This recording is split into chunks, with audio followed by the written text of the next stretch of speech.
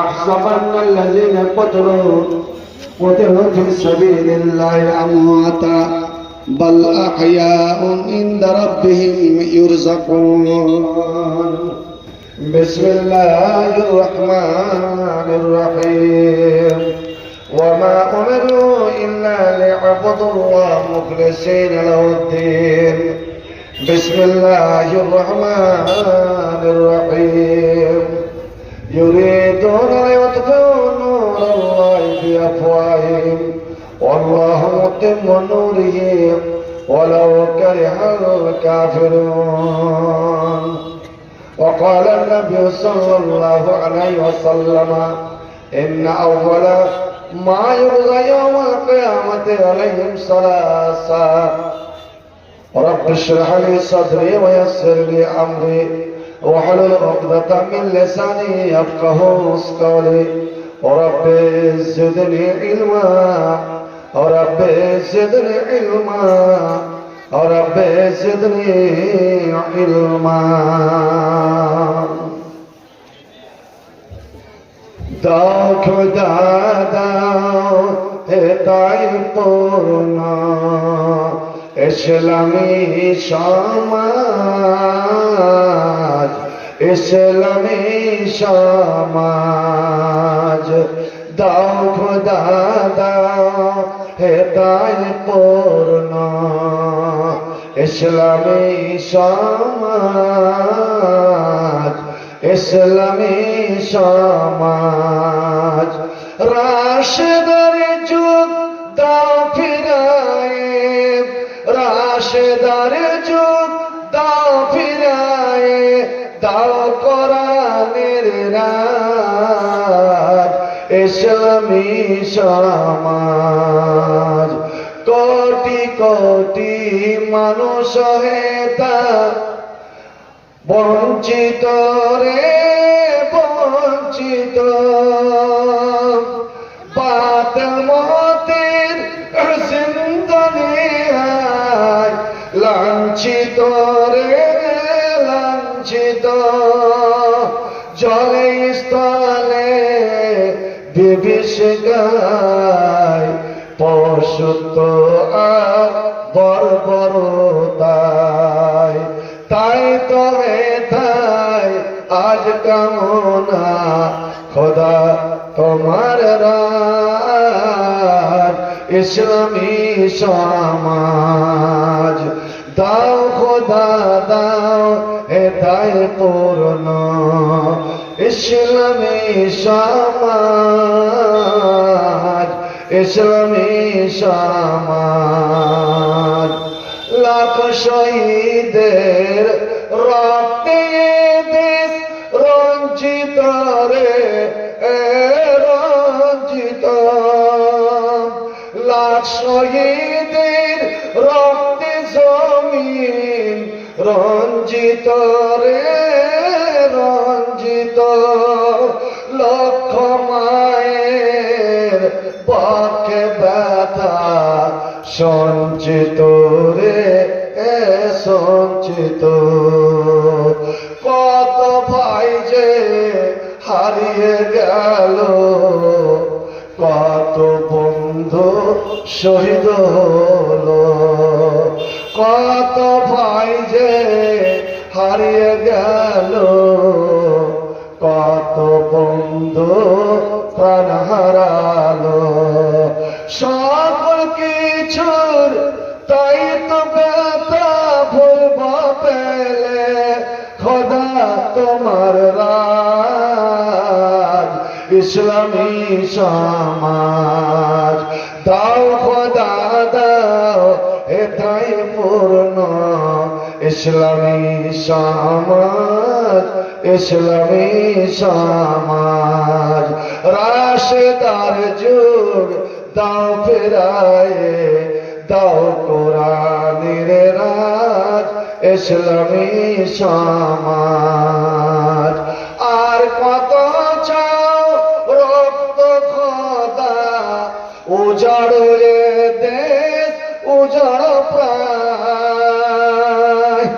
আর কত চাও শহীদ খোদা উজাড় ফিলিস্তিন উজাড় প্রায় আর কত চাও রক্ত খোদা উজাড় এ দেশ উজাড় প্রায় আর কত চাও শহীদ খোদা উজাড় এ দেশ উজাড় প্রায় চাইলে আরো নাও গো আরো রক্ত সাগর ভর ভর চাইলে আরো নাও গো আরো রক্ত সাগর ভর ভর সকল কিছুর বদলাতে দাও সকল কিছুর বদলাতে দাও খোদা তোমার রাজ ইসলামী সমাজ দাও খোদা দাও এটাই পূর্ণ ইসলামী সমাজ ইসলামী সমাজ সকলে বলো আল্লাহুম্মা আমিন আরো জোরে বলুন আল্লাহুম্মা আমিন মানুষ যখন আমিন বলে আমিন মানে আল্লাহ তুমি কবুল করো তাহলে হাদিসের পরিচয় যে ইমাম যখন আল্লাহ বলেন বলবে তখন ওরা কি বলবে আসতে দেয় জোরে জোরে একটা মসজিদে থরথর করে কেটে উঠে শয়তানের পিছনে যেন হাড় কাঁপ লেগে যায় ভয় ভয় শয়তান তখন পালায় ভাবলে কি হয়ে গেল দল বল নিয়ে পালায় পালা এরা হলো আল্লাহর সৈনিক অর্থাৎ ইমাম যে সূরা ফাতিহা এটা হলো সবচেয়ে বড় দোয়া সবচেয়ে বড় দোয়া কোরআনের মা কোরআনের নিচর কোরআনের আসল আপনি কিচ্ছুই দোয়া জানেন না সূরা ফাতিহাটা পড়ে এর যে কত যে শক্তি কি বলবো একটা খালি শোনেন সাহাবায়ে কেরামেরা আল্লাহ নবীর কিছু সাহাবী 60-70 জন ছিলেন এক বেচারা কয়েকদিন থেকে অনাহারে আছে ক্ষুধার্ত ক্লান্ত হয়ে এক আরব বেদুইনের গ্রামে গিয়ে ঢুকে পড়েছে যারা যা যা বলে কাজ করে পুরুষরা কেউ নাই সবারই বাড়িতে খাবার চাই কেউ খাবার দিল না না এখানে খাবার পাওয়া যাবে না অবশেষে বেচারারা ক্লান্ত হয়ে বলছে ভাইরে তোরা খেতে দিবি না আমাদের এখানে কিছুটা আরাম করতে দেয় বুঝে বাপরে পাইটা করে আমার আচ্ছা আমরা আলাদা আলাদা মানুষকে যাকে চিনি না জানি না আমরা গ্রামে জায়গা দিই না যত কে আছে না আছে পারি বাধ্য হয়ে সাহাবায়ে কেরামেরা চলে আসলেন আপনি বলেন তো মনটা খারাপ হবে কি হবে না বাইরে একটা বনের কাছে গিয়ে ওরা তাম্বু টানলেন কি আরাম করার জন্য ঠিক দুপুরের বেলা হয়ে গেছে এমন সময় ওই গ্রামের একটা মেয়ে একদম সাবালিকা হতে চলেছে দৌড়াতে দৌড়াতে হাঁপাতে হাঁপাতে চলে আসছে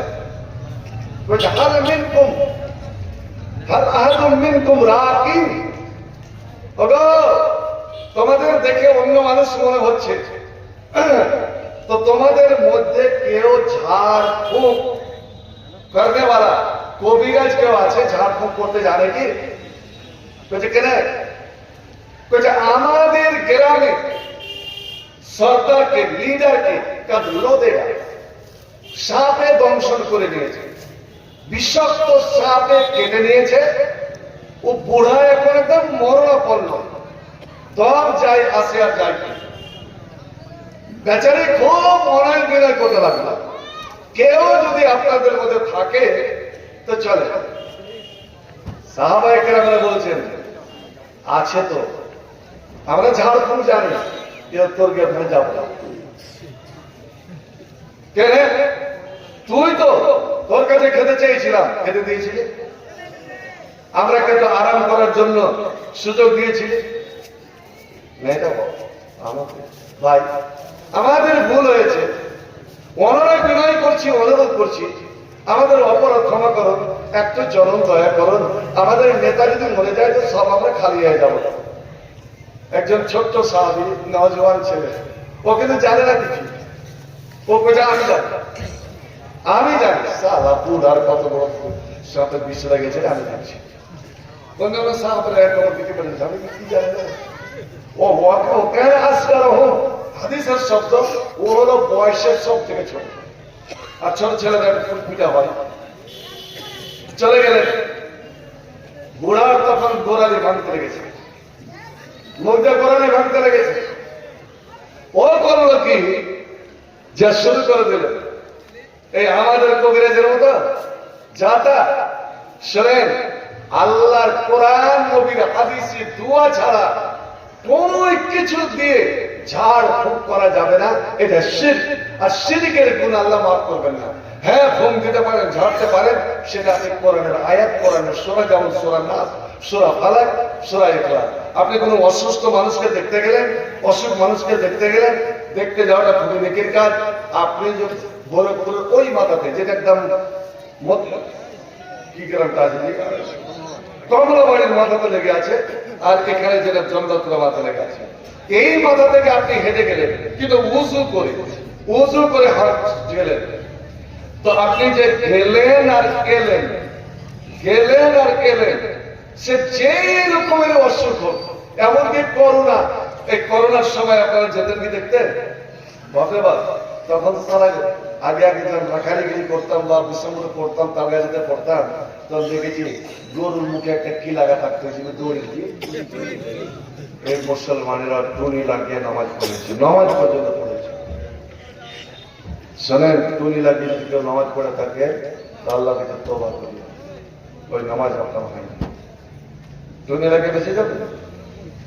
কোন একজনের অসুখ অন্যজনকে লাগতে পারে না, যদি আল্লাহর উপর আপনার ভরসা থাকে।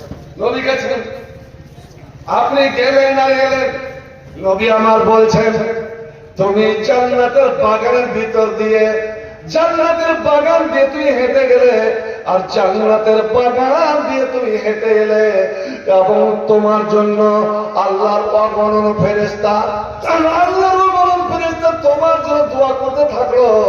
যতক্ষণ তুমি ওর বাড়ি গিয়ে ঢুকলে, আবার ওর বাড়ি থেকে বের হয়ে তোমার বাড়িতে এসে প্রবেশ না করছো, ওরে তোমার জন্য আল্লাহর অগণন ফেরেশতা দোয়া করতে আছেন। সুবহানাল্লাহ।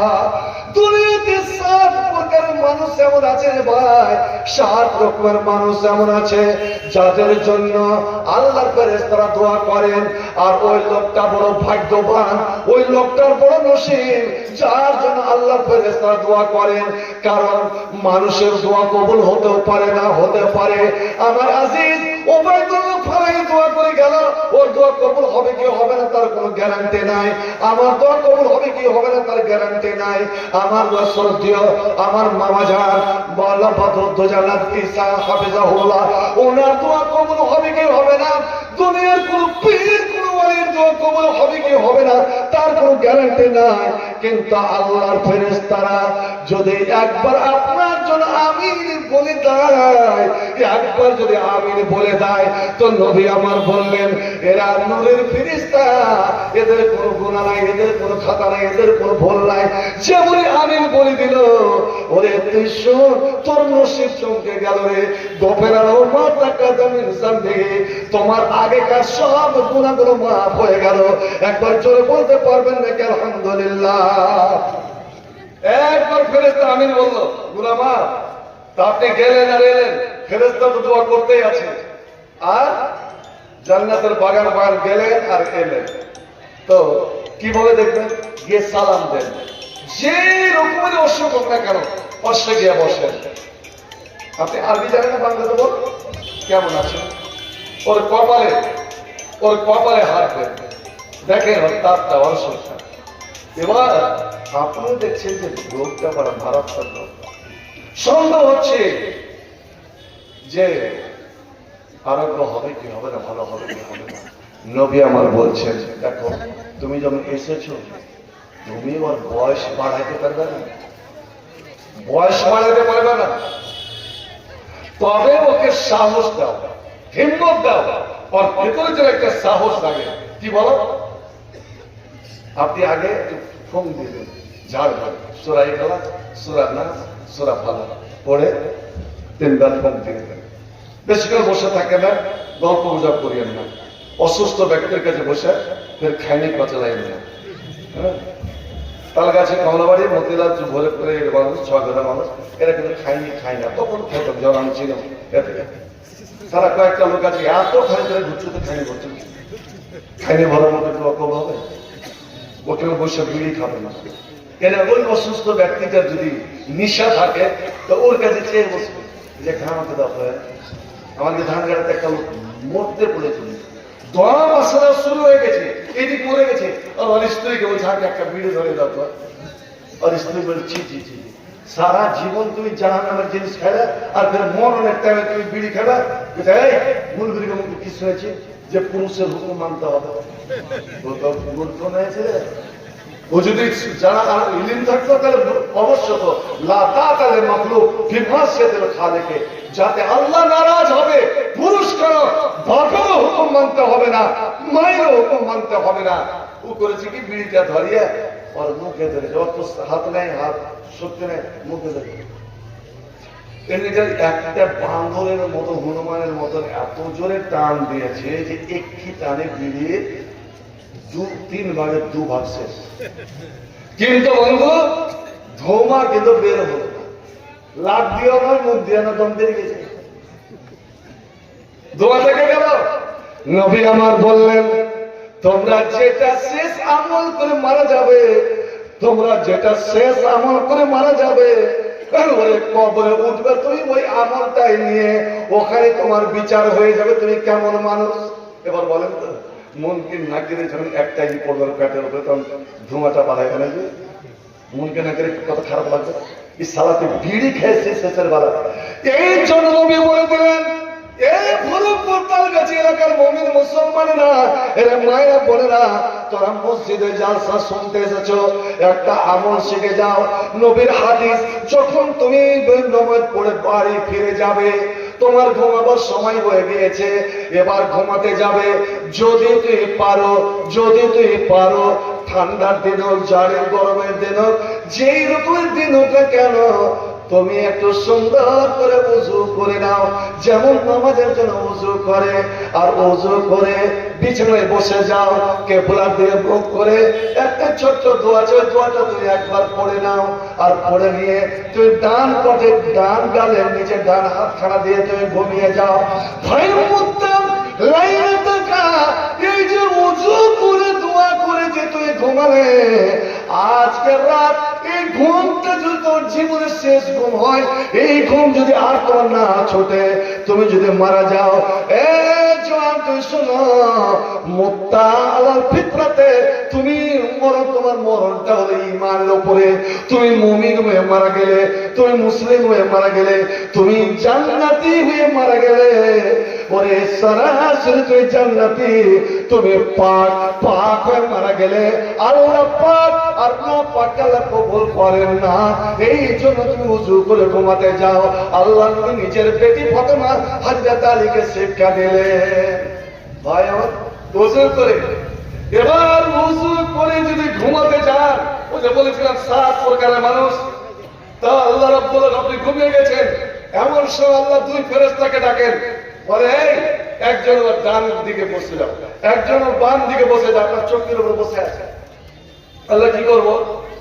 তো দেখো ঘুমের অবস্থায় মানুষ পট ঘুরে কি ঘরে নেই? আচ্ছা একজন বলেন তো, যারা ফ্রি ফায়ার পাবজি খুব খেলাতেন বিখ্যাত, যে মানুষ নিন পড়তে পড়তে ঘুমাতে ঘুমাতে কতবার পট ঘুরে বলতে পারবেন? এই পট ঘুরাটা এটা আল্লাহ ঘুরায়। এখন আলহামদুলিল্লাহ বলা যাবে না, এটা আল্লাহ নিয়ামত। কারণ প্যারালাইসিসের রোগী, অর্ধাঙ্গের রোগী পট ঘুরতে পারে কি পারে না? ওকে বুঝাইতে হয়, যদি ওরকম সেবা যত্ন করার লোক না থাকে তো ওই রোগীকে শরীরে কি বেড়ে যায়? বড় বড় ফসা, পেট শোষ। আল্লাহর কোরআন সূরা কাহফ এরকম 7 জন আল্লাহর প্রেমিক যুবককে আল্লাহ 309 বছর একই অবস্থায় ঘুম পাড়িয়েছিলেন, কিন্তু আল্লাহ ফেরেশতার দ্বারা সবসময় ডানে বামে কট ধরে ফেলেছেন। এবার আল্লাহ বলেন, যখন আমার বান্দার ডান কট দিবে তখন তুমি তার জন্য দোয়া করবে। ডান দিকে ফেরেশতা কি দোয়া? আল্লাহুম্মা গফির লাহু ওয়ারহামহু, আল্লাহ তোমার বান্দারে তুমি মাফ করে দাও, তোমার বান্দার প্রতি তুমি রহম করো। বাম দিকে যখন ঘুরবে, বাম দিকে ফেরেশতা আল্লাহ গফির লাহু ওয়ারহামহু, আল্লাহ তুমি মাফ করে দাও, তুমি ক্ষমা করো। কতবার যে কোট ঘুরলেন আল্লাহ জানে, ফেরেশতারা জানে, আপনি জানেন না। এবার ফজরের আযান, আর যেমনই আযান হলো চট করে পিছনে উঠে বসলেন। আলহামদুলিল্লাহিল্লাযী আহইয়ানা বাদা মা মাতানা ওয়া ইলাইহিন নুশুর, চোখ মুছতে মুছতে ঘুমটাকে দূর করছেন। আল্লাহর দুই ফেরেশতা আপনার পিছনে নেমে গিয়ে ওই গেটে গিয়ে দাঁড়ায়, আপনাকে একবার তার সুন্দর করে দেখে নাই এবং আল্লাহর কাছে দোয়া করে, হে মওলাই কারীম, আজ তোমার বান্দার জন্য আমরা দুইজন সারা রাত দোয়া করলাম, ক্ষমা প্রার্থনা করলাম, তোমার কাছে আমরা রহম চাইলাম, দয়া চাইলাম, ভালোবাসা চাইলাম। আল্লাহ, শেষ তোমার কাছে আমাদের অনুরোধ, আমাদের দোয়া তোমার বান্দার ব্যাপারে তুমি মঞ্জুর করে না, কবুল করে না। আচ্ছা, এরকম ভাগ্যবান অসুস্থ মানুষকে যারা দেখতে যায় আর ফিরে আসে, যতক্ষণ বাড়ি না ঢুকে যায় ততক্ষণ আল্লাহর ফেরেশতারা তার জন্য দোয়া করে। তো ওখানে গিয়ে চুপচাপ বসে থাকবেন না। এবার যখন সালাম দিয়ে উঠবেন তো একটা কথা বলে আসবেন। কি কথা? লা বাসাতুহু ইনশাআল্লাহ। আরবি যদি মুখস্থ না থাকে তো আপনি বাংলাতে বলেন, আপনি ঘাবড়াবেন না, কোন চিন্তা করবেন না, ইনশাআল্লাহ আপনি ভালো হয়ে যাবেন, সুস্থ হয়ে যাবেন। এতে ওর বয়স বেড়ে যাবে না, কিন্তু নবী বলছেন ওর ভিতরে একটা হিম্মত আসবে, সাহস আসবে, শক্তি আসবে। আপনি তহুর পাক হয়ে যাবেন, ভালো হয়ে যাবেন। এর আরেকটা অর্থ, ভাইজান, আপনি যে অসুখটা পড়েছেন, মুমিন যখনই কোনো অসুখে পড়ে, সে বড় অসুখ হোক বা ছোট অসুখ হোক, এমনকি ওই যে রুয়া ফোট গাল উঠে না, এই রুয়া ফোট যদি শরীরে উঠে যায় বা একটা কাঁটা লেগে যায়, তো নবী আমার বলছেন এতেই যদি ইন্না লিল্লাহ বলে সবুর করে নাই, তাহুর তানু খাতা ইয়াহু, তো ওর যত গুনাহ আছে ওই গুনাহগুলো একটা একটা করে ঝরে ঝরে ঝরে ঝরে পড়ে যায়। ঠিক যেদিন সুস্থ হয়ে গেল, সমস্ত গুনাহ সমস্ত পাপ ঝরে পড়ে গেল। কামা তাহুতু শাজার মুবারাকা, যেমন চৈত্র ফাল্গুন চৈত্র মাসে গাছের পুরনো পাতাগুলো ঝরে পড়ে যায়, একটাও পাতা থাকে না, ওরকম অসুখ থেকে যখন মানুষ ভালো হয় তার একটাও অসুখ থাকে না। একবার জোরে বলা আলহামদুলিল্লাহ। অতএব অসুখ পড়ার সময় এমন এমন অসুখ আছে যে মানুষকে জান্নাতে নিয়ে যাবে, এমন এমন অসুখ আছে মানুষকে জান্নাতে নিয়ে যাবে, শুধু ওকে ধৈর্য সবুর করতে হবে। তো ভাই আমার এবার চলুন, ও ছেলেটাকে নিয়ে ছেলেটা চলে গেছে, এর গোলামি ভাঙতে লেগেছে। ও করেছে কি, শুধু সূরা ফাতিহা পড়ে, আর সূরা ফাতিহা পড়া যেমন শেষ হয় আল্লাহ দলের আমি মারে মুখ, তো মুখটা মুখ থেকে ছুপ নিয়ে আগে ওই সাপ কাটা জায়গাটাতে ছুপটাকে এবার বসিয়ে দেয় আর ফুঁক দেয়। একবার, দুইবার, তিনবার, 7 বার আগে ছুপটা দিয়ে দিল, তারপর ফুঁক। 7 বার ফুঁক মারা হয়েছে, আর বুড়া করেছে কি একদম ধড়ফড় করে খাটে উঠে বসে গেছে। এবার সুবহানাল্লাহ বলা যাবে না? যার গোড়ারে ভাঙতে লেগেছিল একদম উঠে বসে গেছে। হাদিসে এসেছে ঠিক যেমন বাঁধা উটকে ছেড়ে দিলে উট একই সঙ্গে লাফিয়ে দৌড়াবার চেষ্টা করে, ওরকম ও বুড়া যেন বাঁধা ছিল, ওর বাঁধন ছুটে গেছে, একদম চট করে উঠে বসে গেছে। তো যাবার আগে কিন্তু শর্ত করে নিয়েছিল মেয়েটার সঙ্গে, যাবো, ঝাড়বো, ফুঁকবো, তবে তোরা বেতন কি দিবি? বলছে কি নেবেন? এই যে আপনারা বলেন সারা বক্তারা আগে চুক্তা করেছে, যেমন আগে দাম করে দিয়েছে, দাম করতে পারে, কি দিবি বল? বলছে কি দেবে? বলছে আমরা 30টা করবে ছাগল দেবো। 30টা বকরি নিব, একবার ফোন দেব, ওকে জীবিত করব, ওকে সুস্থ করব, তবে 30টা বকরি তোমাকে দিতে হবে। ঠিক আছে, দিব। এবার বুড়া তো চাঙ্গা, আমাদের মতন চেনা আরবের লোকেরা মুশরিক কাফের হতে পারে, কিন্তু ওয়াদার পাক্কা। মেয়েটা 30টা একটা ভালো ভালো ছাগল এনে দিয়ে দিল। এই তো খুশিতে তার ওস্তাদি তালবেলের সাদকা পায় না, তো খুশি হয়ে যায়। আল্লাহরে 30টা বকরি জায়গায় জবাই করে খাবো। সাহাবার এখানে নিয়ে চলে গেছেন। কেউ বলছে তার 2-4টা জবাই কর, তো চাই থাক জবাই করিস না, খাবে। তুই কেমন করে জানলি যেটা? জানি না, কিন্তু আমার একটা বিশ্বাস হয়ে গেল যে এটা বলে ফোন দিলে হয়তো ভালো হয়ে যাবে। তো তুই যে কোরআন পড়ে ফোন দিলি, তো এই বেতনটা নেওয়া, এই চুক্তা করে টাকাটা নেওয়া হালাল হলো কি? চল, মদিনা তো চলেই এসেছি, একটা রাতের ব্যাপার। আগে আল্লাহর নবীকে জিজ্ঞেস করবো, ভাই আমার ওদের বয়স আসলে সবসময় মনে, আমরা আলেমরাকে জিজ্ঞেস করি, এটা আমরা চল আগে নবীকে জিজ্ঞেস করব। যদি খাওয়া জায়েজ হয়, লাওয়া যদি জায়েজ হয়, তবে তো আমরা খাবো। আর যদি লাওয়া জায়েজ না হয়, তবে আমরা একে ফেরত দেব। মদিনায় গেলেন, আল্লাহ নবীর কাছে খবর গেল। নবী ছেলেটাকে ডেকে পাঠালেন। ছেলেটার নাম আবু সাঈদ আল খুদরি, ছোট্ট ছিল আবু সাঈদ। নবী মুচকি মুচকি হাসছেন আর বলছে, আবু সাঈদ বলো তো, এটা মন্ত্র সূরাতুর রুকাইয়া, সূরাতুশ শিফা, চিকিৎসার সূরা, তুমি কেমন করে জানলে? ইয়া রাসূলুল্লাহ, আমার ভিতরে বিশ্বাস জেগেছিল। আমি মনে মনে ভাবলাম যে সূরা পড়ে যদি ফোন দেওয়া যায় নিশ্চয় উপকারিত হবে, তাই আমি ফোন দিয়েছিলাম। হ্যাঁ, তুমি যে সত্যি কাজ করেছো। আর যে তোমরা জিজ্ঞেস করছো, ওকে ফোন দেওয়ার কারণে, ঝাড়ফুঁক করার কারণে এই যে 30টা বা 40টা ছাগল নিয়েছি, এটা খাওয়া হালাল হবে কি হবে না? ওরে শোনো, দুনিয়াতে যত রকমের কর্ম আছে, দুনিয়াতে যত রকমের পরিশ্রম আছে, দুনিয়াতে যত রকমের কাম আছে, কাম করে যে মানুষ বেতন নাই, সবচেয়ে পবিত্র বেতন, সবচেয়ে হালাল বেতন, সবচেয়ে পাক বেতন, পবিত্র বেতন হচ্ছে ওটা যেটা আলেমেরা, মুলবিরা কোরআন পড়িয়ে, ছেলে মেয়েদেরকে কোরআন পড়িয়ে, কোরআনের শিক্ষা দিয়ে যে বেতনটা না, ওই বেতনটা হচ্ছে সব থেকে পবিত্র। এই জন্য তো পাবলিক কহে যে মুলবির টাকাতে বরকত আছে।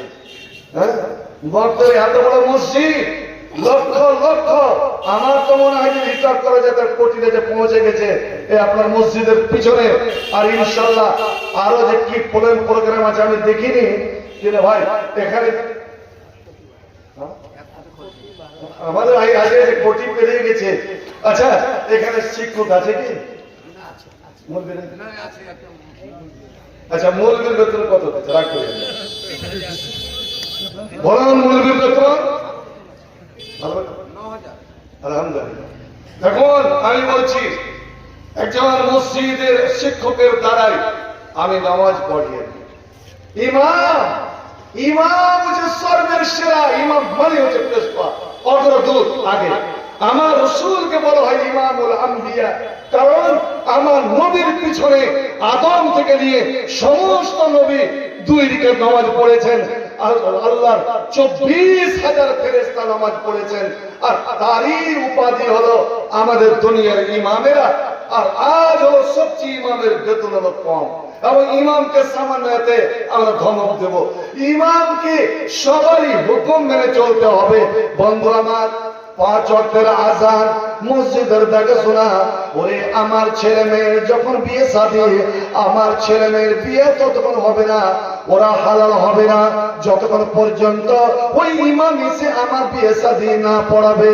আল্লাহ রে আল্লাহ, আমার ছেলে মেয়ের নাম রেখে যতক্ষণ আকিকা না কাটবে একটা সুন্নাত আদায় হবে না। আমার বাবা মারা গেল, এই মসজিদের সভাপতি সেক্রেটারি মারা গেলেন, ওই ইমাম সাহেব যেখানে থাকবো না কেন ওকে আসতে হবে, ওরে জানাজা পড়াতে হবে। আর জানাজাতে দাঁড়িয়ে দাঁড়িয়ে এ ছেলেরা, এরা মসজিদের কমিটিরা, যে তোমার বাবার জন্য আল্লাহর কাছে এত বড় দোয়া করলেন, আল্লাহুম্মা গফির লাহু ওয়ারহামহু ওয়াখলুফু ফি আকিবিল গাফিরিন ওয়াগফির লানা লাহু ইয়া রাব্বাল আলামিন ওয়াফসালহু ফি কাবরিহি ওয়া নাব্বির লাহু ফিহি। আল্লাহ, যে মরাটা আমার সামনে পড়ে আছে, আল্লাহ এর ওকে ক্ষমা করো, এর উপরে রহম করো রব্বুল আলামিন। আমার কে শেষে মারা গেছে, আল্লাহ বাড়িতে ছোট্ট ছোট্ট ছেলে, দেখাশোনা করার কেউ নাই, রয়ে গেল তার বুড়া মা বাপ, রয়ে গেল তার স্ত্রী, রয়ে গেল ছোট্ট ছোট্ট ছেলে। আল্লাহ, আমি ইমাম হোসেন তোমার কাছে দরখাস্ত করি, তার ছেড়ে যাওয়া ছেলে মেয়ে, তার স্ত্রী, তার পুত্র স্বজন, তার বড় মা বাপকে আল্লাহ তুমি দেখাশোনা করো। সুবহানাল্লাহ, কত দামি দোয়া করেন। ও আল্লাহ, তুমি আমাদের সকলকে মাফ করে দাও। এই জানাজাতে যত লোক এসেছে আল্লাহ সকলকে মাফ করে দাও। ওয়ালাহু, আর এই মরটাকে আল্লাহ তুমি মাফ করে দাও, ক্ষমা করে দাও। ওয়াফসালহু ফি কাবরিহি, এ রাব্বুল আলামিন, এই 3 হাতের কবর আল্লাহ এই সংকীর্ণ জায়গাতে কেমন করেছে শুইবে। আল্লাহ, আমি তোমার কাছে দরখাস্ত করি, আল্লাহ ওর কবরকে তুমি প্রশস্ত করে দাও, প্রশস্ত করে দাও। তার আমলের, তার ইমানের পাতি জ্বালিয়ে তার কবরটাকে তুমি আলোকিত করে দাও, কবরকে ঝোড়া করে দাও। এরে ওলামায়ে সমাজ, যে আলেম, যে ইমাম তোমার জন্য এতটা দোয়া করে দেয়, ফাটিয়ে ফাটিয়ে দোয়া করে, আল্লাহু আকবার, তাকে কেন মূল্য দেওয়া যায় না? আর তার বেতন তো কম কেন রে? আপনি শুনে রাখুন, আমি এটা অনুরোধ করে যাচ্ছি, কোন আলেমের, কোন ইমামের বেতন 10,000 কম করবেন না। কারণ ওর যেন একটা সমস্যার সমাধান হয়ে যায়, বাড়ি করে চিন্তাটা যেন অনেক দূর হয়ে যায়, ও যেন আন্তরিকতার সঙ্গে আপনাকে নামাজে পড়াতে পারে, দিল খোলাসা করে যেন নামাজ পড়াতে পারে। অতএব সেটা করবেন। আমি বড় খুশি হলাম এই ভোরেপুর কমিটির কথা শুনে 9,000। আর ইনশাআল্লাহ আগামীতে যদি দেখই শুনতে পাবো যে 10,000 বেতন করে দিয়েছে, ইমামকে একদম সুন্দর জায়গায় সুন্দর পজিশন নিয়ে চলে গেছেন। আমি বলছিলাম, বন্ধুরে, এই ইমামেরা করে আপনার জন্য দোয়া। আর আমি বলেছিলাম, যারা যারা ওযু করে এবং কতগুলো কাম করে আল্লাহর ফেরেশতারা তাদের জন্য দোয়া করেন, ওতে আমলটুকু করবেন যেন আমি ঘুমাতে যাব, আর ঘুমাতে যাওয়ার সময় যেন আমি ওযু করে ঘুমাতে পারি। ওই রাত্রে যদি আমার মরণটা হয়ে যায়, তো যেন মুমিন হয়ে মরতে পারে। আর যদি পারে, এই আসমানের নিচে জমিনের উপরে সবচেয়ে বড় পবিত্র আল্লাহর পাবক, আল্লাহর প্রিয় হচ্ছে কোরআন। আপনি শুয়ে শুয়ে যদি সূরা ইখলাসটা একবার পড়েন, 3 বার পড়েন, তো এক কোরআন খতম করার নেকি। আল্লাহু আকবার। এই সূরাটাকে যদি ধরে ধরে ঘুরিয়ে ঘুরিয়ে যদি পড়ে, কেউ যদি জিজ্ঞেস করে, আপনার বিবিটা যদি জিজ্ঞেস করে, হাগো এই ছোট্ট সূরাটা বারবার ঘুরিয়ে ঘুরিয়ে কেন পড়েন? আপনি উত্তরে বলেন, বিবিরে, এই সূরাটা আমাকে পড়তে খুব ভালো লাগে, কারণ এতে আল্লাহর গুনাহগুণ আছে। এই সূরাকে অত্যন্ত ভালোবাসি। এক সাহাবীকে নবী জিজ্ঞেস করলেন, এই আমার প্রিয় সাহাবী, বলো তো এই সূরাকে তুমি এত ভালোবাসো কেন? কেন তুমি বারবার ধরে ধরে পড়ো? ইবনি ওয়াহিব, ইয়া রাসূলুল্লাহ, ও আল্লাহর নবী, এই সূরাকে আমি ভালোবাসি লিআন্না সিফাতুর রহমান, এই জন্য যে এই সূরাটা হচ্ছে আল্লাহর গুনাহগুণ, আল্লাহর গুনাহ বলে। এবার নবী কি বললেন শুনুন, ইন্না হুব্বাকা ইয়্যাহা, ওরে তুমি যে সূরাকে ভালোবাসো, এই ভালোবাসাটাই, এই সূরার মহব্বতটাই তোমাকে জান্নাতে নিয়ে যাবে। এ আমার ভাইরা, এ যুব সমাজ, এত আলিশান মসজিদ, যে মসজিদে বেরোতে তোমার ইচ্ছা, মনে ইচ্ছা জাগে না। মনে যখন সিজদে গেলাম, আমি নিজে মাকে নিচা পড়লাম, সিজদায় গিয়ে মাথা ওঠাতে ইচ্ছা করে না। এ যুব সমাজ, বড় তো হে, এই মসজিদে কয়বার আসো? রাত 1টা, 2টা, 12টা পর্যন্ত তুমি বাইরে কোন বনে জঙ্গলে বাস্তবে গিয়ে পুকুরে দাঁড়িয়ে তুই PUBG, ফ্রি ফায়ার ব্যস্ত থাকছো। এ যুব সমাজ, এর মুসলিম তরুণ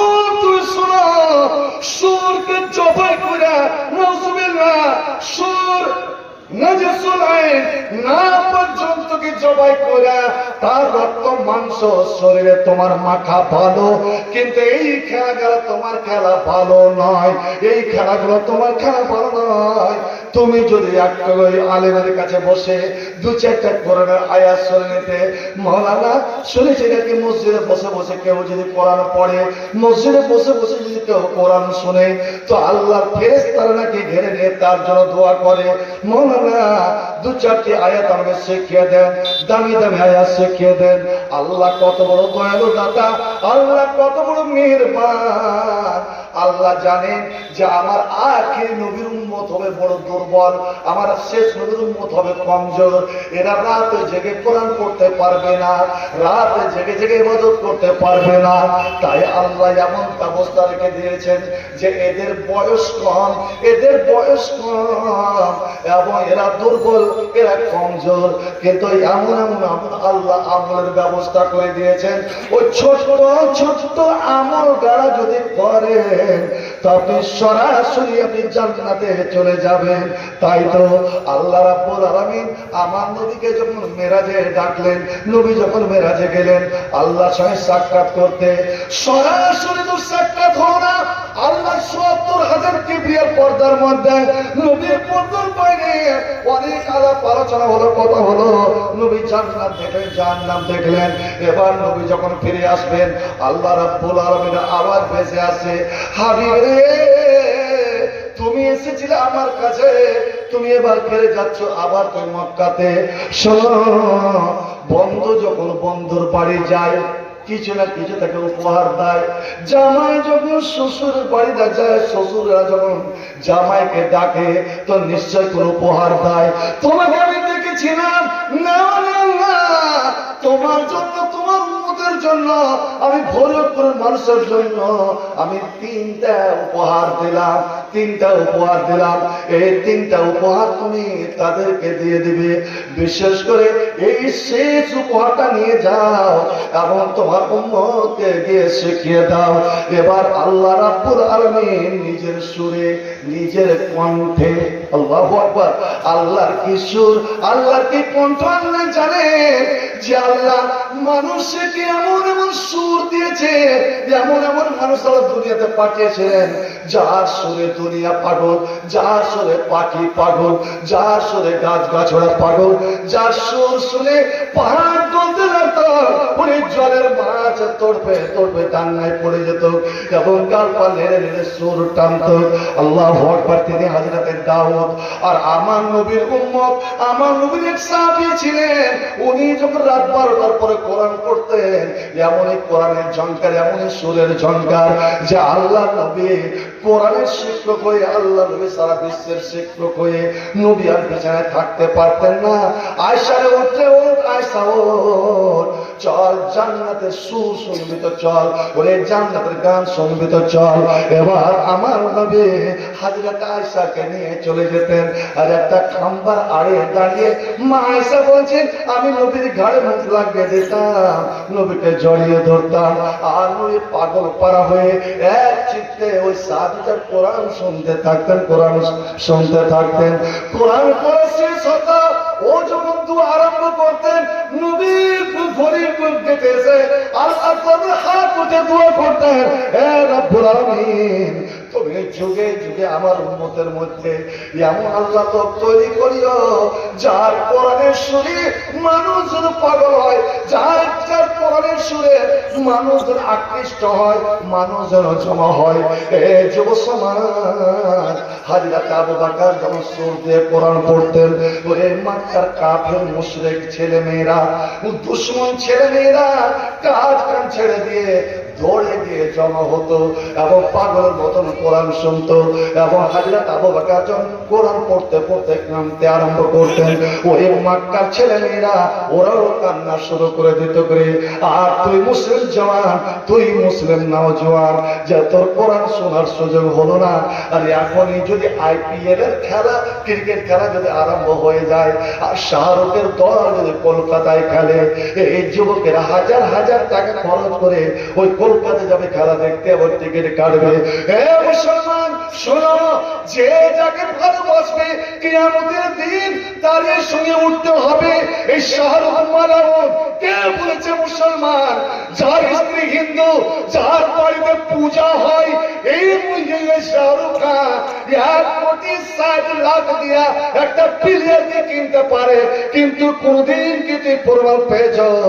এই ভারতে হাজার হাজার মুসলমানের রক্ত বইছে, মুসলমানের মসজিদকে ধ্বংস করে দেওয়া হচ্ছে, মুসলমানের ঈদগাহকে কবজা করে দেওয়া হচ্ছে, আল্লাহর শাহী মসজিদে নিয়ে গিয়ে শ্রীকৃষ্ণের মূর্তিকে রেখে দেওয়া হলো। কিন্তু এরা কোনোদিন মুখ খুললো না। আর কত কত শিশু যে গুজরাটের মাটির মহারাষ্ট্রে মারা গেল, এরা কোনোদিন এগিয়ে গেল না। আর তুমি তাদের বন্ধু নবী আমার বলেন, মা আল্লাহর মা মানে আব্বা, ওরে দুনিয়াতে যাকে তোরা ভালোবাসবি রে, কিয়ামতের দিন তারই সঙ্গে তোকে উঠতে হবে। এবারে কার সঙ্গে উঠবেন? নবী বলছেন ফালিয়ানজুর, তুমি দেখে নাও, আগে ভাগে তুমি ঠিক করে নাও, তুমি কার সঙ্গে, জান্নাতি লোকের সঙ্গে উঠবে না তুমি জাহান্নামী লোকের সঙ্গে উঠবে? কার সঙ্গে উঠবে তুমি এবার ঠিক করো। মুসলিম খ্রিস্টান হইলে কফিনে, মুসলিম হইলে কাফনে, হিন্দু হলে চিতাই পুড়ে যায়। দৈরব করার নাই রে কিছু নাই। অমমিন দুই দিনেরই দুনিয়াতে দৈরব করার নাই রে কিছু নাই। যতই সাজাও বাড়ি গাড়ি ইয়ার কন্ডিশন, 3.5 হাত মাটির বিস্তার হইবে রে আসন, ও তোর হইবে রে আসন। সকাল যদি হইতে পারে, সকাল যদি হইতে পারে, সন্ধ্যা আসবে ভাই। গৌরব করার নাই রে কিছু নাই। অমমিন দুই দিনেরই দুনিয়াতে গৌরব করার নাই রে কিছু নাই। সময় তো আর নাই রে বেশি, দমের খেলা সে যেতে হবে ওই ঠিকানায়, যেথায় তোমার দেশ অমন, যেথায় আসল দেশ। মানুষ তোমার থাকতে সময়, মানুষ তোমার থাকতে সময় হিসাব করো তাই। দয়া করার নাই রে কিছু নাই। অমানব দুই দিনেরই দুনিয়াতে দয়া করার নাই রে কিছু নাই। ভাই আমার, আমি একটা হাদিস পড়েছিলাম, সে হাদিসের ব্যাখ্যা বিশ্লেষণ করতে গেলে তো কয়েক ঘন্টা প্রয়োজন। শুধু এইটুকু শোনেন। আরে ঝক্কি দেখুন যে দিবে না, ওটা বলতে হবে না, আমার এই লাইনের এই। তো ভাই আপনারা আগে আদায় দিবেন না একটু হাদিসটা শুনবেন? দেখবেন কতগুলো মানুষ আছে মনে কিছু নেই না, নিজের মসজিদে দান করবে না। এখানে যদি কমলা বাড়ি তার কাছে হয়, ওখানে যাবে কেন দান করবে, যাবে বলে থেকে আসে ও মুখ জল এত টাকা দিয়েছিল, এটা প্রায় হয়। এটা আপনারা করেন তা নয়, কথা কথা ধরে নিয়ে যায় খাসের মাংস দিয়ে ভিআইপি খানা খাওয়াবে, এটা কি করে জানেন? আপনি নিজের ছেলে ছেলেকে, নিজের ছেলে মেয়েকে, নিজের স্ত্রীর জন্য, এই যে আজকে আপনাদের মেলা বসেছে, কিছু কিনে নিয়ে যান, স্ত্রীটার লেগে হাফ কিলো জিলাপি দিয়েছেন, নিজের স্ত্রীটার নিয়ে যে আজ আমাকে ছেলের মাকে আমি দেব, আপনি কোনো কিছু নিয়ে যেতে, নিজের ছেলে মেয়েকে 1 টাকা খাওয়ান আর অন্য জায়গাতে 100 টাকা খরচ করে, অন্য ফকির মিসকিনদের 100 টাকার 1 টাকা বাড়াবো বাড়াবো। শুনুন, হাজরাতে উম্মে সালমা যে পরবর্তীতে নবীর বিবি হয়েছিলেন, এই উম্মে সালমাটার বিয়ে হয়েছিল তার নিজের কাকাতো ভাইয়ের সঙ্গে। আগেকার স্ত্রী ছিল 3টা ছেলে, ছেলেগুলো সব ছোট ছোট, আর নিজের পেটের হলো একটা বাচ্চা। আবু সালমা মারা গেলেন। এই মেয়েটা ছিল অত্যন্ত জ্ঞানী, পণ্ডিত, শিক্ষিতা, রাজনীতিবিদ। আল্লাহ নবী তাকে একটা দোয়া শিখাচ্ছিলেন, ওই দোয়াটা আপনাদের বলছি। যখনই কোনো বালা মুসিবত বিপদে আসবে ওই দোয়াটা পড়িয়ে। এই দোয়াটার আমল এমনই 10 বার যদি পড়েন ইনশাআল্লাহ তার ফলাফল হাতে নাতে আপনি পেয়ে যাবেন। উম্মে সালামা দোয়াটা তো বললেন, দোয়াটা শেষ দিকে অর্থ যে আল্লাহ আমি যা হারালাম, আমি যা খোয়ালাম, হে রব্বুল আলামিন তার চেয়ে দামি জিনিস, তার চেয়ে মূল্যবান জিনিস তুমি আমাকে দাও। দোয়াটা বলে দেওয়ার পরে উম্মে সালামা বলছি আল্লাহ কি করলাম, ওরে আমার স্বামীর মতো, আবু সালমার মতো দুনিয়াতে আরবে তো আর কোন স্বামী হয় না। আমাদের প্রেম, আমাদের ভালোবাসা, আমাদের মহব্বত গোটা আরবের জানা জানি। আমি কেন কি বললাম তুমি আবু সালমার চেয়ে ভালো একটা ব্যবস্থা করে দাও। আমি এই চিন্তায় থাকি রাত যায় দিন যায়, 1 মাস হলো 2 মাস হলো, এই করে করে স্বামী মারা গেলে কতদিন শোক মানাবি যে ভাই? 4 মাস 10 দিন। 4 মাস 10 দিন যখন কেটে গেল, আল্লাহ নবী নিজে আমাকে বিবাহ পায়গাম দিয়ে দিলেন। এবার পায়গারি পাঠালেন, উম্মে সালমা তুমি আমার সালাম নাও এবং তোমাকে আমি আমন্ত্রণ জানাই, তুমি আমার স্ত্রীদের মধ্যে লিস্টে তুমি নিজের নাম লিখিয়ে দাও। আল্লাহ আল্লাহ। এবার উম্মে সালমা বলছেন, হে রব্বুল আলামিন এই তোমার ফল হাতে নাতে পেয়ে গেলাম। আমি ভেবেছিলাম যে আবু সালমার মতন স্বামীকে আর দুনিয়াতে আছে, কিন্তু আমি ভাবিনি যে আল্লাহর নবী, নবীদের নবী, রসুলদের নবী, কায়নাতের নবী, দুনিয়ার নবী, আখিরাতের নবী, ওই মানুষের নবী, জিনের নবী আমাকে স্ত্রী রূপে কবুল করবেন আর আমি সারা বিশ্ব মুমিনের মা হব। এত বড় সম্মান, এটা তো খুশির বিষয়।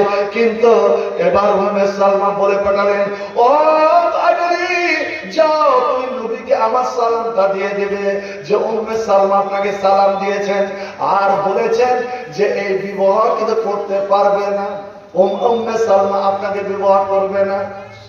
নবীর বিবাহ করো? বলছে কেন? বলছে আমার মধ্যে 2টা দোষ আছে, আমার মধ্যে 2টা দোষ আছে।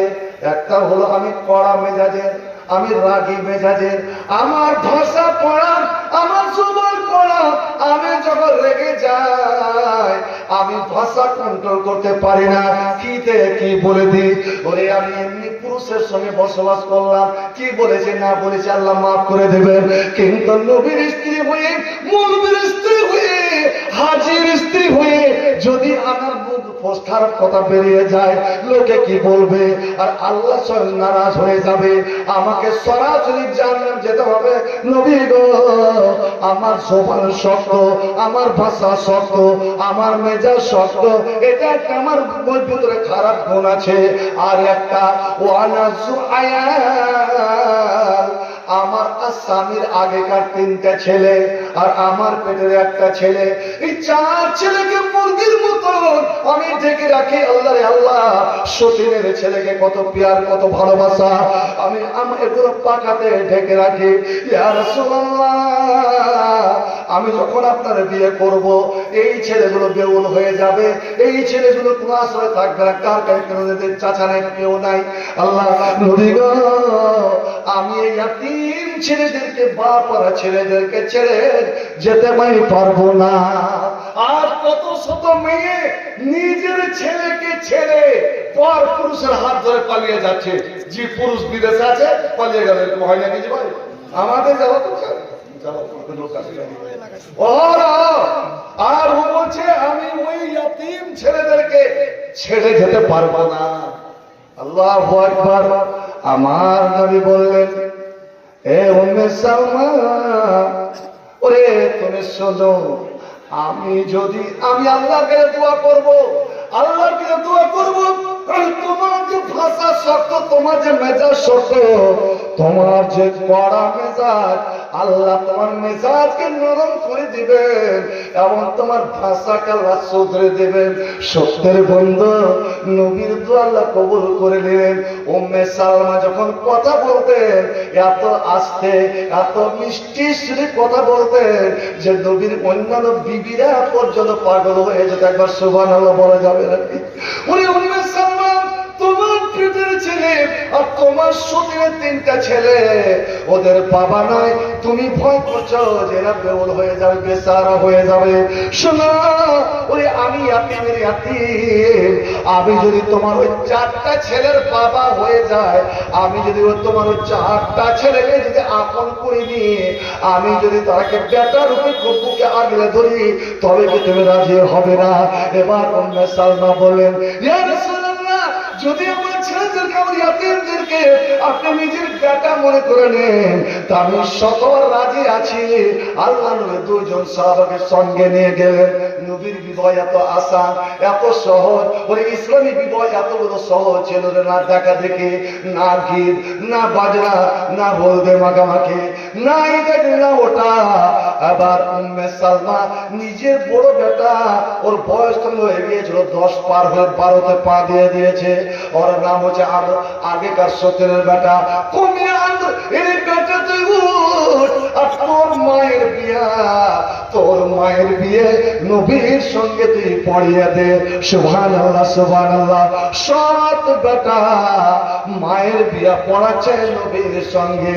আমার বলার উদ্দেশ্য, এই উম্মে সালমা একবার নবীকে জিজ্ঞেস করেছিলেন, ইয়া রাসূলুল্লাহ, আমার কিছু টাকা পয়সা আছে, আমার কিছু জমা সোনা দানা আছে, আমার সোনা চাঁদির গয়না আছে, নবী গো, আমি আর পরে কি করব? আমি মনে করছি সেগুলোকে আমি দান করে দেব, দান করে দেব।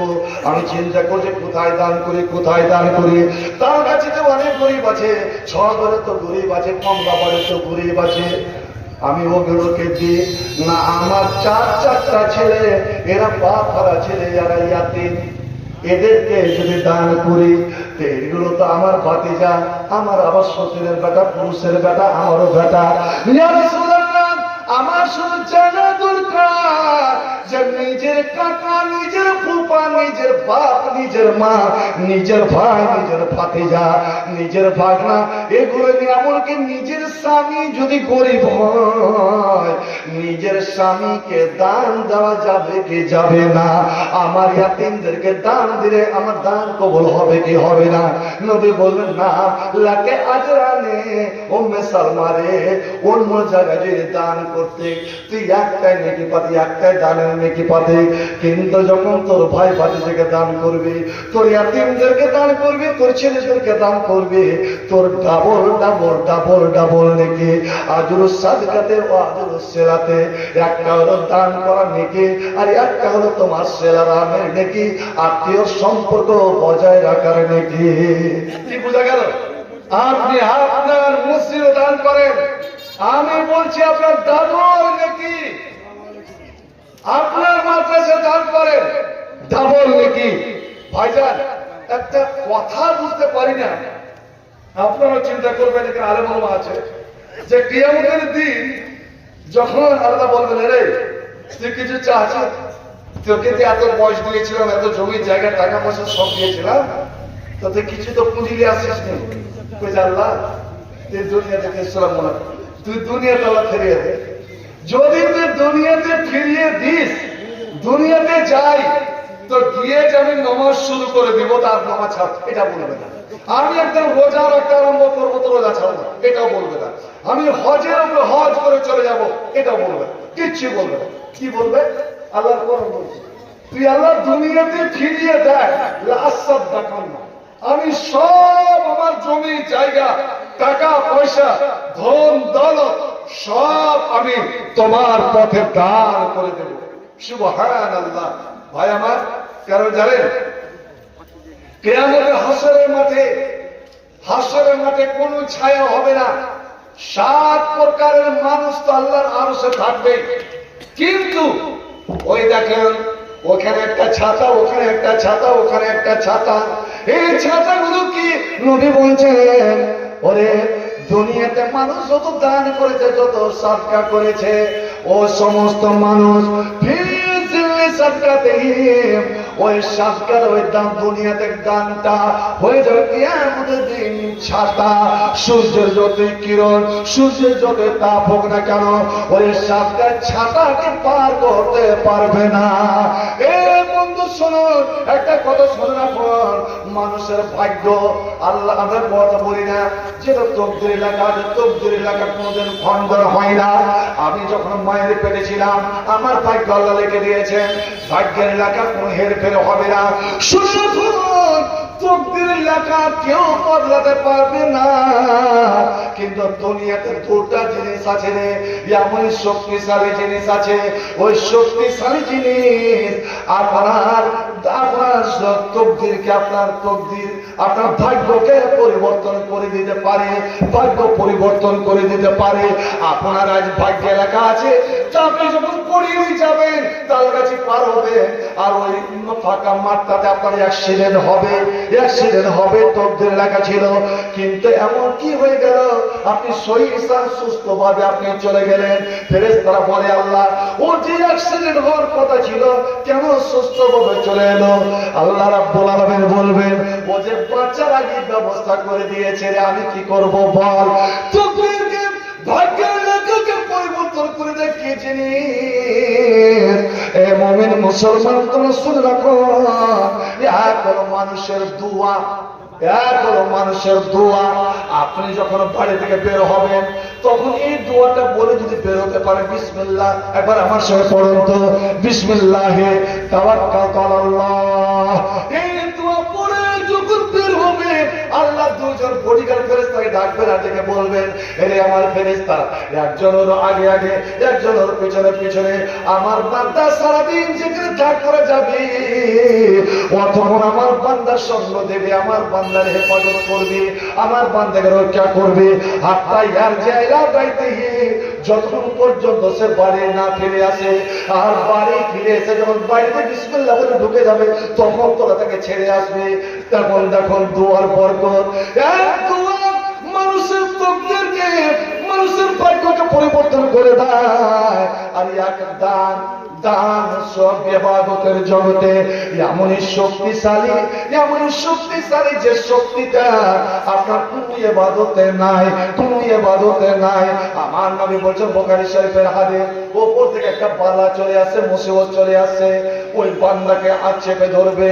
আর এমন সময় ওই বান্দা জানি না মসজিদে একটা দান করলো, কোন গরিব দুঃখীকে দান করলো, মাদ্রাসা দান করলো, যে মুহূর্তে বালাটা আসতেছিল ওই মুহূর্তে সে দান করে দিয়েছে, একই সঙ্গে মিলে গিয়েছে। এই দান যেটা আকার নিয়ে উপরে ছুটে যায়, এবার বালা মুসিবতটা তাকে এড়িয়ে পেঁচি কেটে দুনিয়াতে আসার চেষ্টা করে, ওই লোকটাকে চেপে ধরার চেষ্টা করে। এবার বলছেন ফাইওয়াল জাহান, এই ডানটা গিয়ে তাকে এবার চেপে ধরে, বলে তুই আমাকে পার করে এড়িয়ে তুই কেমন করে যাবে রে, যে আমাকে এত সুন্দর করে আদর করে বের করেছে, এত ইনকামের টাকা মহব্বতের টাকা দিয়েছে, আমি কেমন করে তাকে আক্রান্ত হতে দিতে পারি? মহাশূন্যে তারা না জানে ছিঁড়ে চাপতে লেগে যায়, বাড়ার চেষ্টা করে আমি জমিনে যাবো, সাঁতরার চেষ্টা করে না, তোর টুটি আমি এখানে চেপে ধরবো। এবার আমার নবীকে বলছেন, শুনুন, নবী আমার বলছেন, অবশেষে এ বান্দা বান্দিরে, এরে মুমিন মুসলমানেরা, তোমাদের দান শক্তিশালী হয়ে যায়, আর ওই বালা মুসিবতটাকে চেপে ধরে ওখানেই শেষ করে দেয়, সে আর জমিনে আসতে পারে না। তুমি হেফাজতে, তুমি সহি সালামতে থেকে যাও। একবার বলো না সুবহানাল্লাহ। আপনি দান করেছেন, আপনার বাবা ওই এমন একটা পাপ করে মারা গিয়েছে, আপনার মা পাপ করে মারা গিয়েছে, কবরে আক্রান্ত হয়ে আছে, আযাব হচ্ছে, এমন সময় আপনি দান করলেন। আল্লাহ যে মা বাবা আমার জন্য এত জমি জায়গা টাকা পয়সা বাড়ি গাড়ি সব আমার জন্য করে গেছেন, একটা বাপ মার জীবন শুধুমাত্র ছেলেমেয়ের জন্য আল্লাহ আর তারা তোমার নীরব হয়ে চলে গেছে। ওই মুহূর্তে আপনি আপনার বাবার নিয়েতে, বাবার উদ্দেশ্যে, মায়ের উদ্দেশ্যে, দাদা দাদের উদ্দেশ্যে দান করলেন। যেমনই ছুঁয়ে টানতে ফেলে দিয়েছে। আর আল্লাহ অন্তর্যামীর সঙ্গে সঙ্গে আল্লাহ বলেন, রে কবরের ফেরেশতা, এই মুহূর্তে আযাব বন্ধ করে দে, আযাব বন্ধ করে দে।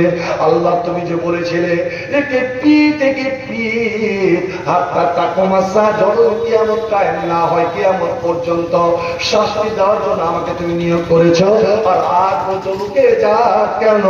আল্লাহ বলবেন, ওরে ওর ছেলে, ওর যোগ্য ছেলে, যোগ্য মেয়ে এমন একটা অস্ত্র ব্যবহার করেছে রে, যে অস্ত্র আযাবকে রুখে দেয়।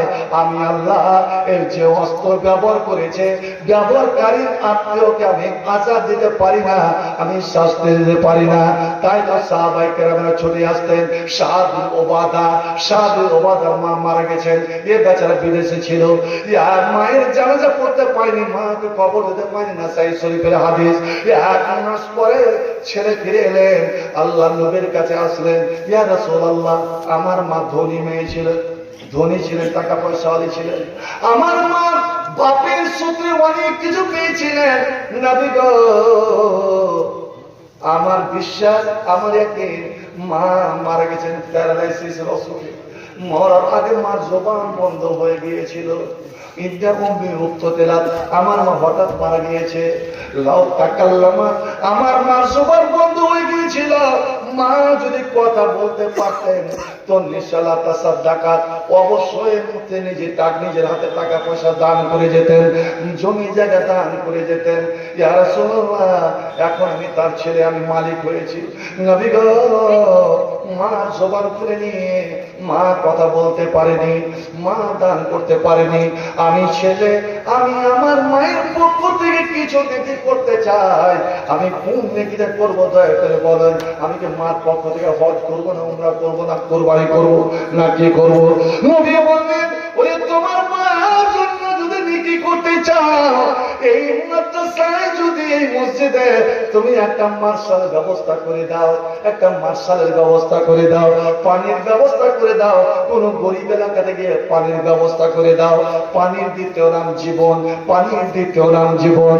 ওরে তোমার মায়ের নামে যদি ইন্দ্র করে দাও, নলকূপ পুতলা মার্শাল করে দাও, ওই পানির মানুষ ব্যবহার করবে, জীব জন্তু পশু পাখি ব্যবহার করবে, ওরা জীবন পাবে। আর প্রত্যেকের পানি যে পান করবে, প্রত্যেক পানি পান করার নেকি তোমার মার খাতাতে জমা হবে। এটাই এত বড় সরকার, এত বড় দান, যে দান কোনদিন মৃত্যু ব্যক্তিকে জান্নাতের আঁচ রাখতে দেবে না। উম্মে হযরতে সাদ রাদিয়াল্লাহু তাআলা দৌড়ে গেলেন, আর একটা এরকম এলাকাতে যেখানে সমস্ত মানুষ তাদের যাতায়াত করে, মানুষ উপকারিত হবে, তিনি প্রচুর টাকা খরচ করে একটা কুয়া, একটা ইন্দারা করে দিলেন। তখন ইন্দারার যুগ ছিল, ইন্দারাকে আরবিতে বলা হয় পীর, বীর কুয়া। এবার কুয়া খোদে এখন আছে, ঢাকা আছে, যদি ব্যবহার হয় না, বন্ধু আমার, ও বহু যুগ ধরে ব্যবহার হয়েছিল। সেখানে এলাকার বীর উম্মে সাদ, এটা সাদের মায়ের নামের কুয়া, মায়ের নামের কুয়া। এবার আমি দেখছি মসজিদের বাইরেটা এখনো যেন ঠিক দেখতে ওরকম সুন্দর লাগে না, ভেতরটা যত সুন্দর, ভিতরটা যত ঝাঁ চকচকে, বাইরটা তত নয়। এবার আসুন তো দেখি, এই আপনার এই ফরিদপুরের বয়স্করা কোথায়? আপনার বাপ কোথায়? আপনার দাদু কোথায়? আপনার দাদি কোথায়? ওরে আদরের নানা নানি, নানা নানি যে কত পেয়ারা।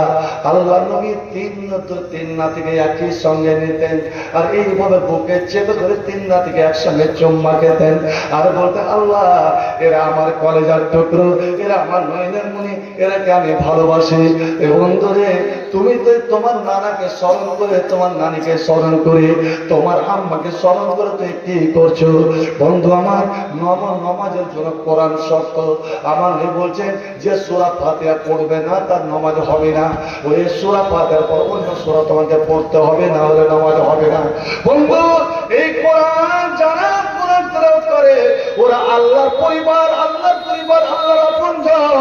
30 পারা কোরআন 30 পারা কোরআন আমি 30 জন মুসলমান এখানে আমি চাই, 30 জন মুসলমান চাই, 30 জন আমি আল্লাহওয়ালা চাই, আমি কোরআনের ভালোবাসা চাই।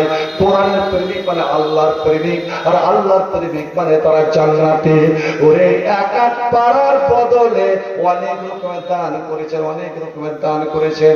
একটা দান করে দেখিয়েন, কোরআন কিছুক্ষণ পড়িয়েন, কোরআন কিছুক্ষণ শুনিয়েন, তারপরে আল্লাহর কাছে একটু দোয়া করেন, আল্লাহ আমি যে কোরআন পড়লাম, কোরআন শুনলাম, রাব্বুল আলামিন এই নেকিটা কবুল করে নিয়ে তুমি আমার মা বাবাকে ক্ষমা করে দাও, আমার উম্মতকে ক্ষমা করে দাও। ওরে আল্লাহ কোরআন তেলাওয়াত করে বান্দা যে দোয়াটা করে, ওই দোয়ার সঙ্গে সে আল্লাহ কবুল করে নেন। আজ আপনি কি পারবেন যে মাত্র নগদে বাকিতে 2000 করে টাকা, এক পারার দাম, এক পারা কোরআনের দাম, কোরআনের মূল্য মাত্র 2000 করে, নগদে হোক বাকিতে হোক বা টাকার পদে অন্য কোন জিনিস হোক, আপনি এখানে দিয়ে আল্লাহর কাছে তুলে ধরতে পারবেন কি পারবেন না? এ মওলা কারীম, তোমার কোরআনের ওসিলায়, এক পারা কোরআনের ওসিলায় আল্লাহ তুমি আমার মৃত্যু মা বাপ, আমার দাদু দাদি, আমার নানা নানিকে বক্সিয়ে দাও। আল্লাহ ভৈরবপুরে যত মুমিন মুমিনা মারা গেছেন আল্লাহ সবকে মাফ করে দাও। বন্ধু যেতে যেতে আপনাকে একটা মূল্যবান দোয়া আমি শেখাবো। মাত্র এখন বর্তমান পৃথিবী জুড়ে, সারা পৃথিবীতে 200 কোটি 10 লক্ষ 200 কোটি 10 লক্ষ মুসলমান। আপনি 5 সেকেন্ডের মধ্যে আপনি এখান থেকে 210 কোটি আপনার দিয়ে যেতে পারবেন কি পারবেন না? 210 কোটি নেকি 5 সেকেন্ডের মধ্যে, এমনই একটা আমি দোয়া শিখে যাব। কিন্তু আমি দেখতে চাই, আজ আমি এখানে এরা রয়ে এসেছি বটে, কিন্তু আজ আমার একটা আরমান জেগেছে। এই কোরআনের দুশমন চারদিকে আজ মাথা চাড়া দিয়েছে। পৃথিবী থেকে কোরআনকে মুছে ফেলার জন্য অসংখ্য কোরআনের সৈনিকেরা, মুসলিম সৈনিকেরা, যে আমরা বেঁচে থাকতে এই কোরআন দুনিয়া থেকে বিলুপ্ত হতে পারে না। পারা কোরআন আর 2000 করে টাকা, আলহামদুলিল্লাহ কে একজন পেয়ে গেলাম, আলহামদুলিল্লাহ। আস-সাবিকুন কম্পিটিশনে এসে যারা এগিয়ে যায়, আলহামদুলিল্লাহ। আল্লাহ রাব্বুল আলামিন কত 1000, আলহামদুলিল্লাহ, মাশাআল্লাহ, জাযাকাল্লাহ। আমি বললাম 2000, সেটা যদি আপনার পক্ষে অসম্ভব হয় তো আপনার সম্ভব মতো, শক্তি মতো, কিন্তু 30 জন মুসলমান, আমি 2 জন পেয়ে গেছি, আলহামদুলিল্লাহ। আর একজন 500 টাকা, আলহামদুলিল্লাহ, মাশাআল্লাহ, জাযাকাল্লাহু হাসানান, জাযাকাল্লাহু সাল্লি আলাইহি, আল্লাহ তাকাব্বাল মিনা কবুল হাসা ওয়া আদখিলহুল জান্নাহ ওয়া কিম মিন ফিতনাতিল কবর ওয়া আযাবিন নার। আব্দুল ওয়াহিদ ঠিকাদারি করে, আলহামদুলিল্লাহ। কত দিয়েছে? আমরা 20,000 টাকা আমরা আবদার করছি, আলহামদুলিল্লাহ। বাবা মারা গেছে, 15 বাবা মা দুটোই মারা। আচ্ছা ঠিক আছে। আব্দুল বারি বারি হয়েছে কার নাম? আল্লাহ বারি। আর যে সূরা হযরত শেষ রূপটা কিন্তু আসমাউল হুসনা, ইসমে আযম পড়ে যে দোয়া করে আল্লাহ দোয়া কবুল করে। মুসলমানের মধ্যে এরকম ছেলেরা হওয়া খুব দরকার, যারা যারা আল্লাহ শিল্পপতি করে, ওদের মাধ্যমে আরো 100, 150, 200, 1000 ছেলেদের, গরিব ছেলেদের আল্লাহ রুজি রুটি যেন ব্যবস্থা করে দেয়। আমি দোয়া করি। প্রায় আব্দুল বারি ঠিকাদার, উনি দিয়েছেন 15,000, একাই 15 পারা। কিন্তু আমি বলবো কোরআন 3 ভাগ, 10 পারা 10 পারা 10 পারা। নবী 3 দিনে খতম করতে বলেছেন, 3 দিনের আগে খতম করিয়েন না। খুব তাড়াতাড়ি কোরআন যদি পড়তে চান তাহলে 10 পারা একদিন, আরেকদিন 10 পারা, আরেকদিন 10 পারা। তো আব্দুল বারি তুমি তো 15 দিয়ে দিয়েছ, আলহামদুলিল্লাহ। একবার আলহামদুলিল্লাহ বলেন। আল্লাহ যেন আপনার জীবনে বরকতে যেন ঢেলে দেন, এই দোয়াই আজ করব।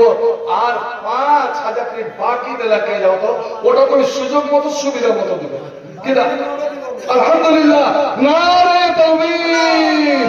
আমরা ছড়াবো কোরআনের নূর, পেয়ে পথ আর পেয়ে যাবে পথের দিশা।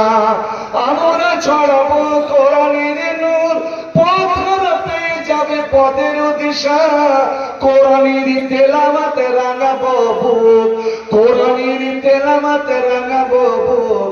খুঁজে নিব আল্লাহর ভালোবাসা, খুঁজে নিব মাবুদের ভালোবাসা। কোরআনই চেতনা, কোরআনই প্রেরণা, কোরআনই চেতনা, কোরআনই প্রেরণা। কোরআন আমাদের স্বপ্ন আশা, পেয়ে যাব আল্লাহর ভালোবাসা, পেয়ে যাব মাবুদের ভালোবাসা। তা আব্দুল বারী 20,000 এই মাওলানা করিম গফুর রহিমাল্লাহ একজন ঠিকাদার মানুষ, রাব্বুল আলামিন পরিশ্রম করা মানুষ, ব্যবসায়ী মানুষ, যার আন্ডারে আল্লাহ কত ছেলেরা কাজ কাম করে। মাওলানা করিম সত্তর সহিত তাকে ব্যবসা চালিয়ে যেতে দাও, আল্লাহ তার এই ব্যবসাটা আরো বরকত দাও। রাব্বুল আলামিন সাইড হতে সাইড তার জন্য তুমি খুলে দাও, আল্লাহ কোন সাইডে যেন সে মার না খায়। রাব্বুল আলামিন গো এই 20,000 তার পরিবারের পক্ষ থেকে কবুল করে নাও। শুধু পরিবার নয়, এখানকার ছেলে না আল্লাহ এই গোটা ভরতপুরের পক্ষ থেকে যত ভরতপুরের মুসলমান নর নারী মারা গেছেন, আল্লাহ পুরুষ এবং স্ত্রী মারা গেছেন, বড় মারা গেছেন, ছোট মারা গেছেন, আল্লাহ আমার ভাই আব্দুল বারীর জানের বিনিময়ে এই গ্রামের এবং এলাকার সমস্ত মুর্দাগানের রুহের মাগফিরাত করে দাও। আল্লাহ তাদেরকে জান্নাতবাসী বানাও। রব্বানা তাকাব্বাল মিন্না ইন্নাকা আনতাস সামিউল আলিম। আমিন আমিন আমিন সুম্মা আমিন। মাশাআল্লাহ, আলহামদুলিল্লাহ। নুরুল ইসলাম, নুরুল ইসলাম আল্লাহ এখানে আসিয়া 1,000 টাকা দেয় তোমার লাগিয়া, 2 টাকা তোমার তুমি লিয়া আত্মীয় স্বজন